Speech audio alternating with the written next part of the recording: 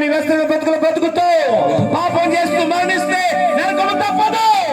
రాత్రి పాపాన్ని విడిచిపెట్టగలిగితే యేసయ్య నీ కొరకు పరలోకపు ద్వారాలు తెరవగలడు.